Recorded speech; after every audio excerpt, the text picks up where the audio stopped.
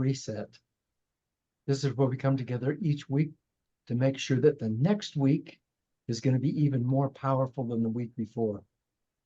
So I'm glad you're with me. Thank you. This week, we're going to talk about something that's pretty exciting to me. We're going to talk about ending anxiety. You can end anxiety. You can end anxiety. You don't have to be anxious anymore.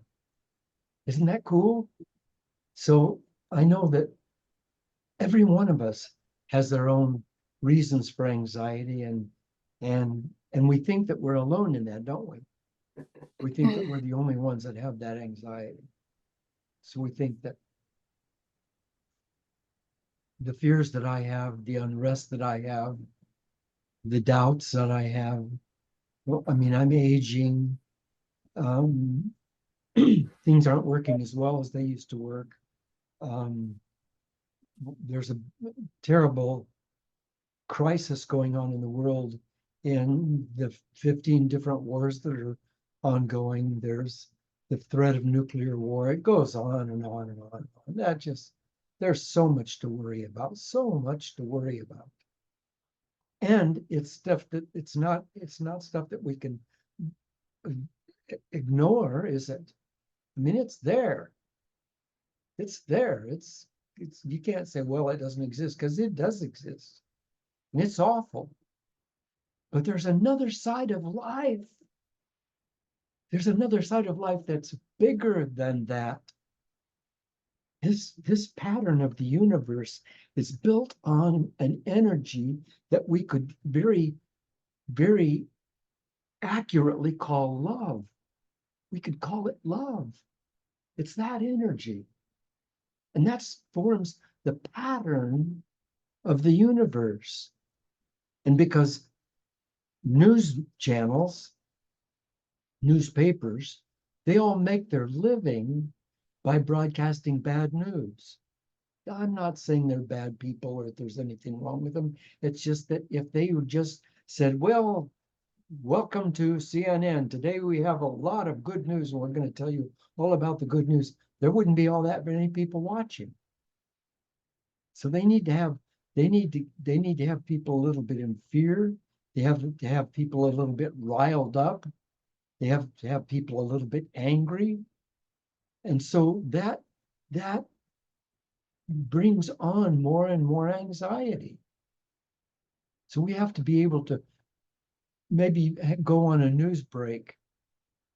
And I know we've got this presidential election coming up that may be the most important presidential election ever, but it will be what it will be. And what you can do and what I can do is only so much. And beyond that, there's nothing we can do. So, you know, I know that we feel, each one of us oftentimes, like, I've got this anxiety. Oh, I've got this. I'm worried about this. I'm conscious of this. I'm concerned about this. I have this sort of dark urging inside of me that says I must do something. We might be surprised to hear that most of the most celebrated individuals in history have faced or are currently facing anxiety. Many of them, many world leaders, trailblazers, writers, performers have opened up about their fear and their unrest. And in telling their stories, they admit that the anxiety that they've had can cause their lives, and has in some ways caused their lives to unravel. To unravel. And sometimes at a moment's notice, you can be doing something very normal, very innocent, and just going through your daily life, and all of a sudden you smell a smell, and it's a perfume or it's an odor, or it's something that you don't know and you don't recognize, but it's there in your past, and it comes back to you. And with it comes an urgency. With it comes a fear. With it comes a sense of foreboding. And when that happens, you go into anxiety. or you might hear a piece of music and it makes you very sad, and then you remember somebody that did this or did that, and then you go into anxiety. But we can control that. We can control that. The reason there are luminaries in world, reason those people became luminaries and world leaders is because they summoned a courage they didn't know they had and pushed past the tendency to paralysis. They pushed past the tendency to paralysis. Because yes, that's what happens when we're in anxiety and we don't do something about it, is that it takes us into anxiety. See, here's the thing. Here's the thing. The world is filled with energy. We can call it fear. We can call it grace. We can call it love. We can call it anything we want to call it, but it doesn't make any difference to it. It is what it is. It's energy. And it's causing trees to grow and flowers to bloom and rabbits to procreate and eagles to soar on the winds and great blue whales to leap from the Southern Ocean, towering over the waves and fall back into the sea. It's causing, oh, that's energy. This universe wouldn't exist, couldn't exist without that energy. And that energy comes into us to help us fulfill our life's goals, our life's dreams. And incidentally, you might say, because I'm also one of the older people here, you might say, well, I'm beyond that. I've already done my life's work and I'm now on the downhill side and I'm just kind of hanging out here for a while. No, you're not. No, you're not. No, you're not. You still have things to give, even if it's just a smile, even if it's just encouragement to someone else. It's vital and it's so valuable. And it's who you are. And it's that energy of the universe moving through you. But here's the thing. When we were young, we were taught to fear. We were taught to fear, and there's things you should fear. I mean, you shouldn't step in front of a Greyhound bus. You shouldn't play with a rattlesnake. There's things you should fear. But those fears are healthy fears, and they shouldn't dwell over into anxiety, because anxiety has nothing to do with fear, really, except that it's the result of fear, not activated. Right? Anxiety is the result of that great energy of the universe, which we could call fear, not activated. When it's activated, when we're using that to fulfill ourselves, to fulfill who we are, then miracles happen because we're miracle workers. That's what we're here for. We come up against impossibilities all constantly. We come upon impossibilities, and we create the possibilities from impossibilities. We create probabilities from improbabilities. We create certainties from things that seem uncertain. Our forebears, for many thousands of years, were daily facing the possible destruction of death. That's the way they lived. They had to be on high alert all the time. And they lived with a certain amount of anxiety. And over the centuries, it became a part of our DNA. And if our birth families have suffered for a few generations of anxiety, there's a good chance that we're going to have it too. But if we deal with it as energy and learn to harness it, then that energy, that fear, that anxiety can become our servant. Lady Gaga said, I've suffered through depression and anxiety my entire life. My entire life. I suffered with it every single day. I just want these kids of the world today to know that the depth that they feel as human beings is normal. We were born that way. And hey, I know you wouldn't be watching this or listening to this if you weren't already pretty far along the road of enlightenment. And I know that you know that as eternal spiritual beings, we're here to be challenged, and we're here to grow, we're here to evolve, to create, and in spite of our difficulties, to create something that that expresses our individuality. But that requires us to change, doesn't it?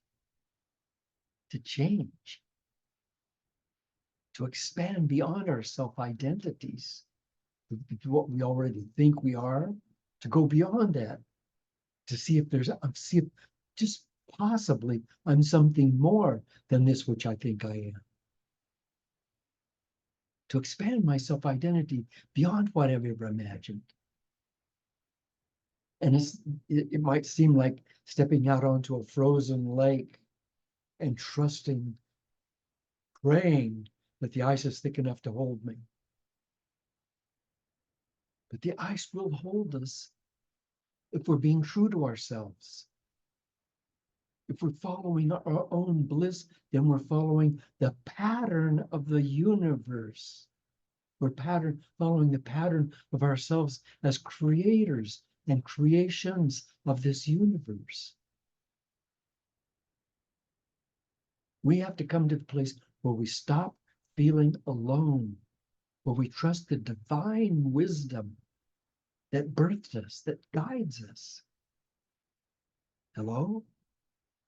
That replaces the billions and billions of cells in our bodies every day.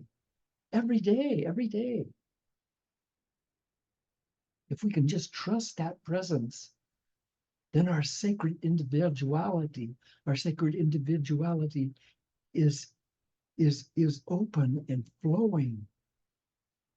And if we can't trust that presence, if we can't trust that divine presence that birthed us, that's here with us all the time, guiding us, helping us, loving us, if we can't trust that, then our individuality, our sacred individuality, and our individual creativity is being obscured.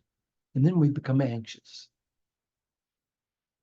It's realizing who we are as incarnations of Great Spirit, as creators.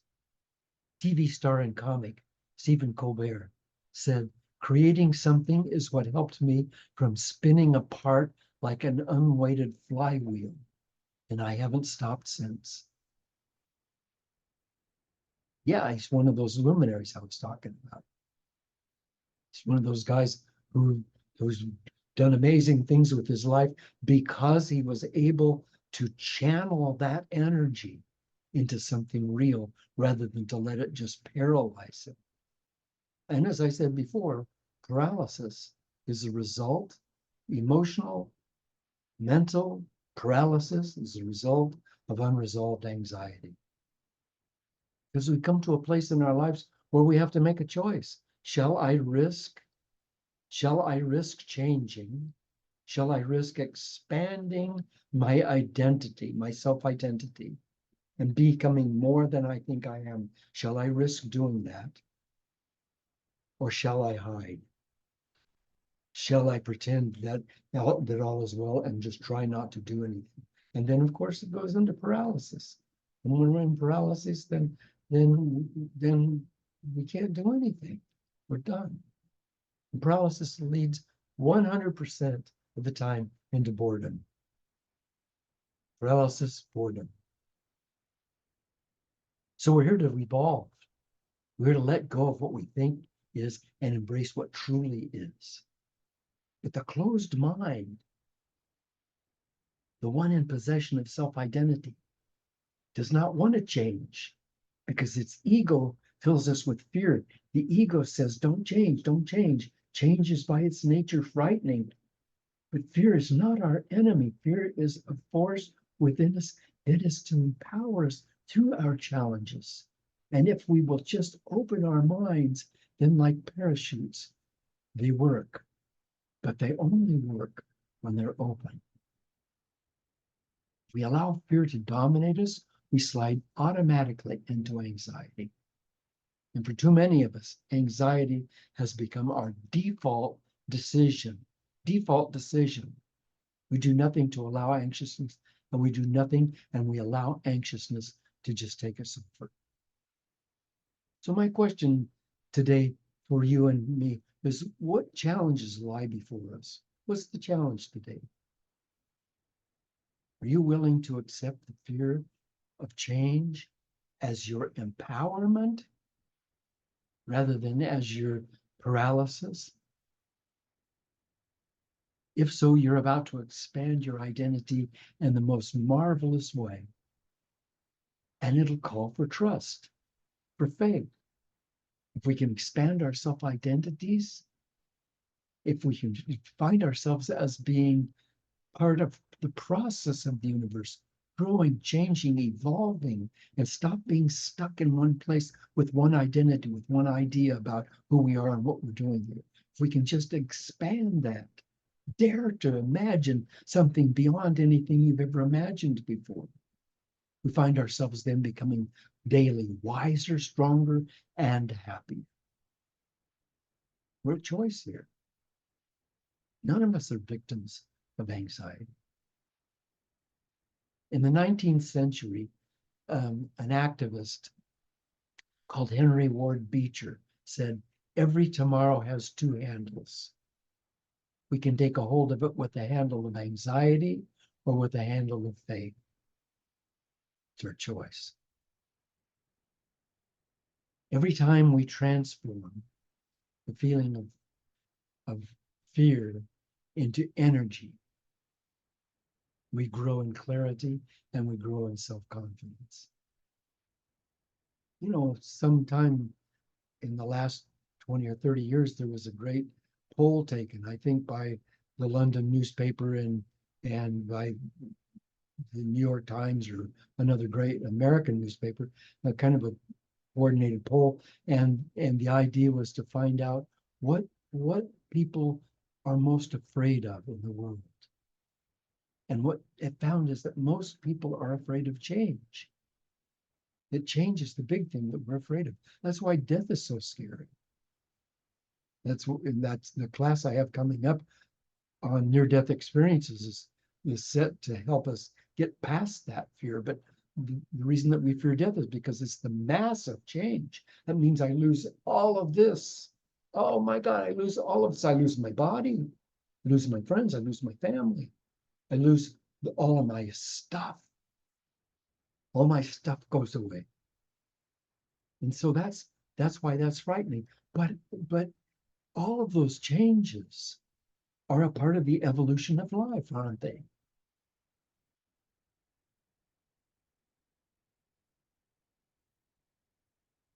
We stop turning into anxiety and instead turn into love.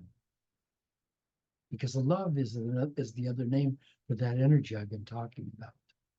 We can call it fear, and that's okay. But fear has a negative connotation. If we call it love, then it's empowering. Then it turns our lights on. So let me go back over to these points. We realize that anxiety may be a genetic default for us.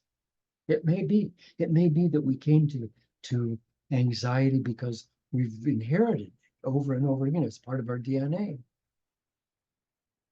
But we don't let anxiety run our lives. We step ahead of it. We're powerful enough to do that. Author Anne Lamott said, "Almost everything will work again if you unplug it for a few minutes, including you."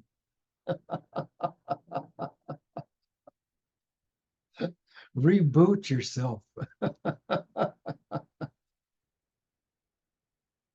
So number one, we realize that anxiety may be genetic default attitude for us. Secondly, we don't let anxiety run our lives. We make a new decision.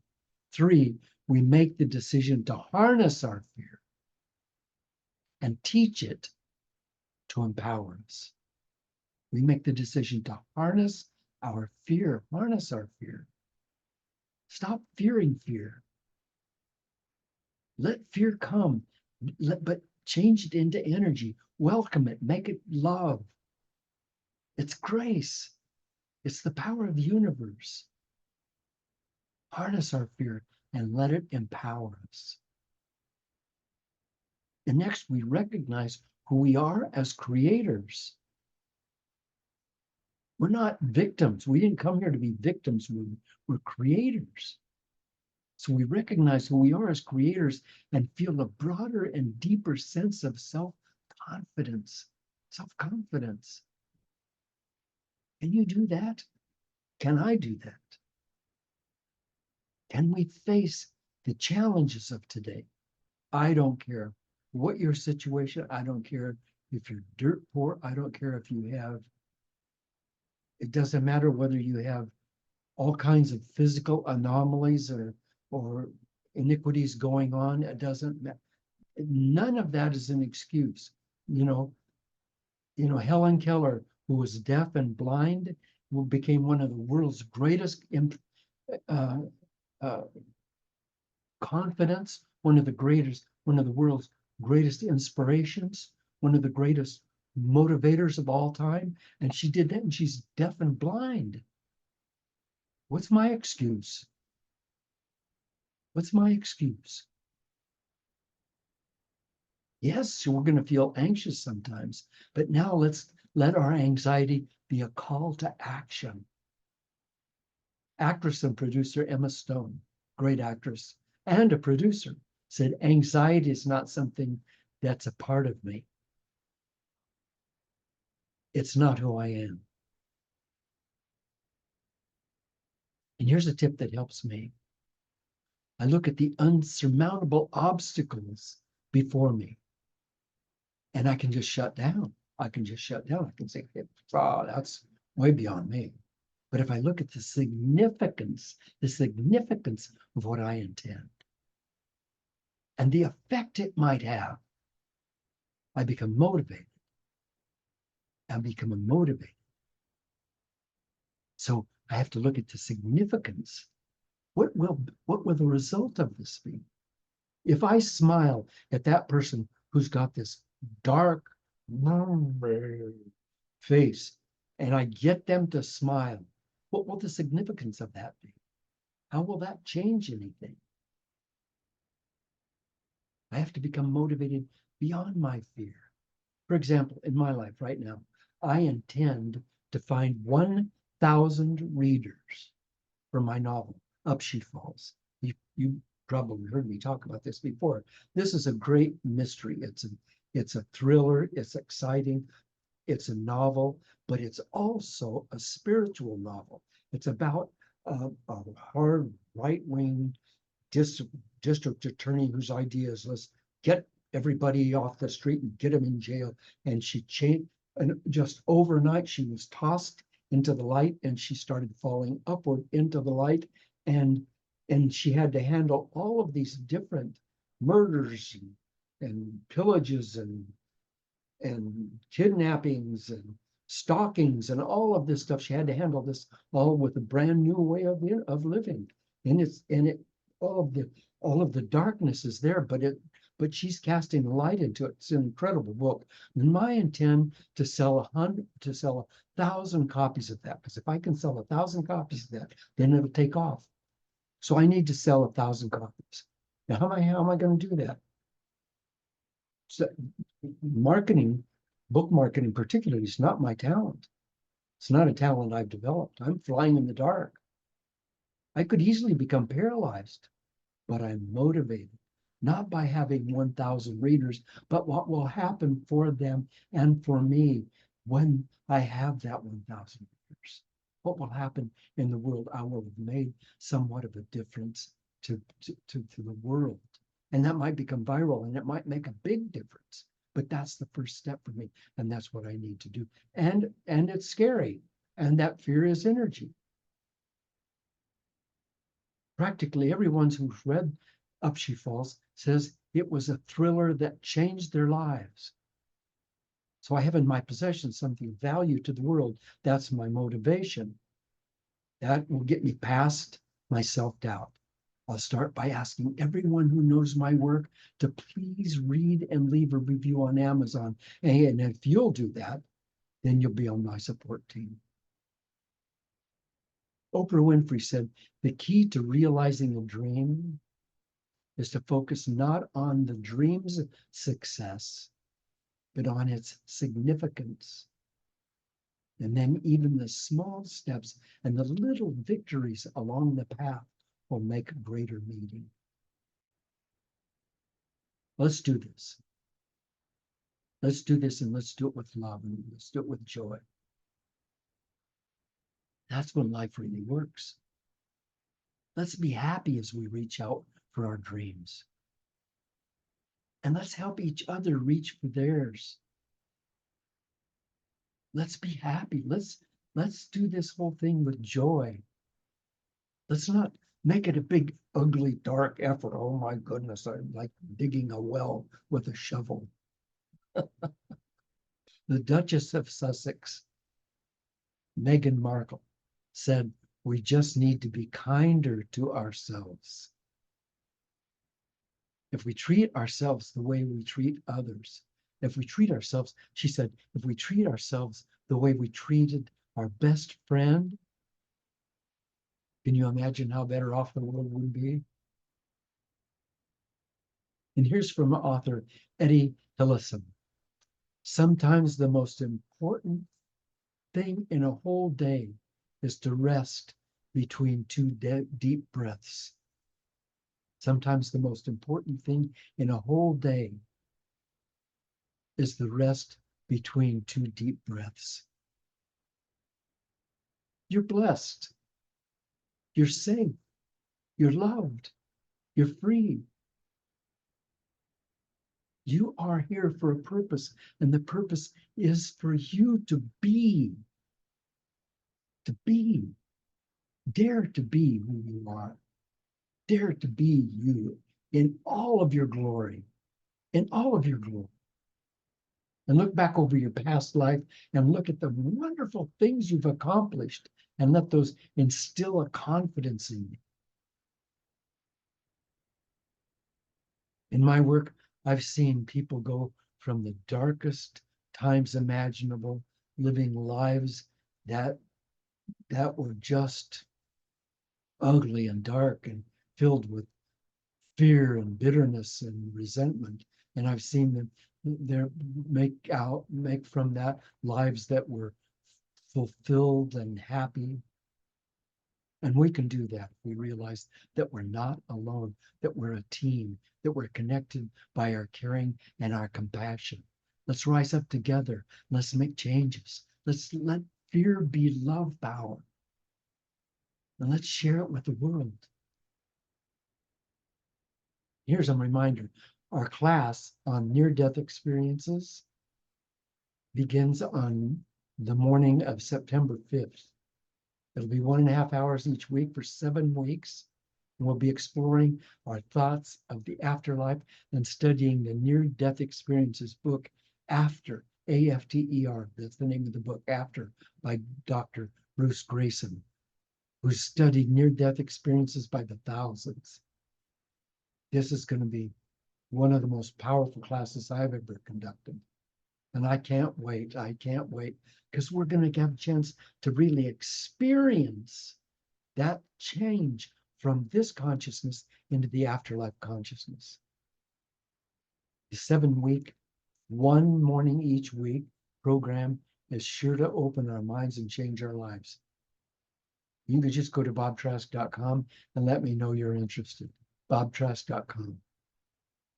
And while you're there, while you're at bobtrask.com, will you please leave a donation and help me reach more and more people with these messages? And also, if these weekly talks are good for you, will you please hit the share button below? It's real easy. Just hit the share button below, and then it'll go out to your friends so we can expand. Gosh, it's good to be with you each week. It really is. It just fills my heart to know that perhaps I'm touching you, perhaps I'm making a difference in your life. Thank you so much. I love you. I send you my blessings. So please know that I love you and know that you have my blessings as you go through this next week. Thank you. Bye-bye.